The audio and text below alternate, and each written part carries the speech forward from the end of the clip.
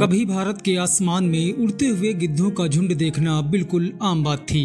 गांव हो, शहर हो, जंगल हो, जहां भी कोई मरा हुआ जानवर पड़ा हो, कुछ ही मिनटों में दर्जनों गिद्ध वहां पहुंच जाते थे।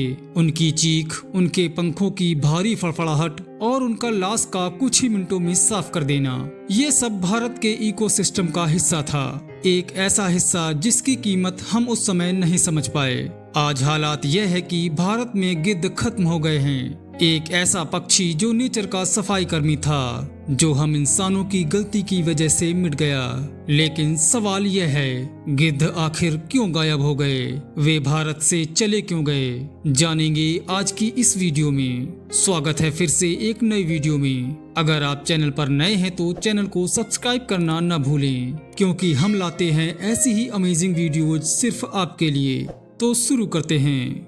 भारत में गिद्धों की मौत का कारण न शिकारी था, न जंगल की कटाई और न ही मौसम में बदलाव, बल्कि एक छोटी सी दवा थी, डाइक्लोफेनेक। डाइक्लोफेनेक एक दर्द कम करने वाली दवा है। इसे गाय भैंस जैसे पालतू जानवरों को दिया जाता था। जानवर जब बूढ़े या बीमार हो जाते तो ये दवा उन्हें राहत देने के लिए इंजेक्ट की जाती, लेकिन लोगों को नहीं पता था कि ये दवा गिद्धों के लिए जहर है। हुआ ये कि जब भी कोई गाय या भैंस डाइक्लोफेनेक लेने के बाद मर जाती तो लोग उसे गांव के बाहर खेतों के किनारे फेंक देते। कुछ ही मिनटों में गिद्धों का झुंड वहां पहुंच जाता।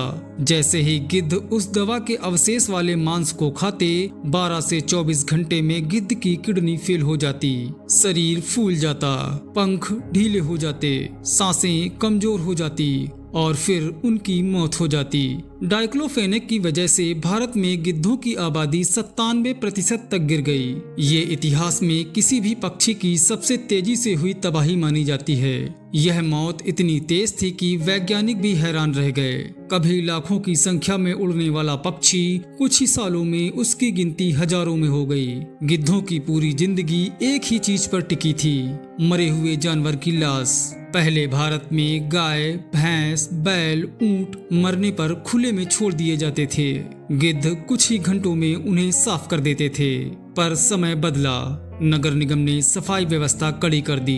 गांवों में शव गाड़े जाने लगे। शहरों में स्ट्रे कैटल कम होने लगे। इसका नतीजा ये हुआ कि गिद्धों के पास खाने के लिए लाशें ही कम पड़ गईं। जब एक प्रजाति का खाना खत्म हो जाता है तो उसका खत्म हो जाना भी तय है। भारत में कई जगह किसान जंगली जानवर को मारने या भगाने के लिए जहरीला मांस रखते थे। जैसे कुत्ते, सियार या तेंदुए को मारने के लिए जहर वाले मांस का उपयोग करते थे। वही जहर मिला हुआ मांस गिद्ध खा लेते और उनकी मौत हो जाती। कहने को ये मांस रखा किसी और के लिए जाता, लेकिन इसे खाकर मरता गिद्ध था। गिद्ध बड़े पक्षी हैं, उन्हें ऊंचे मजबूत पेड़ चाहिए होते हैं घोंसला बनाने के लिए। लेकिन जंगल कटे, खेत बढ़े, शहर फैलते गए, बिजली के तार और हाई वोल्टेज लाइनें बढ़ी, पवन चक्कियां बनी। इन सब ने उनके घोंसलों, उड़ान और सुरक्षा तीनों पर गहरा असर डाला।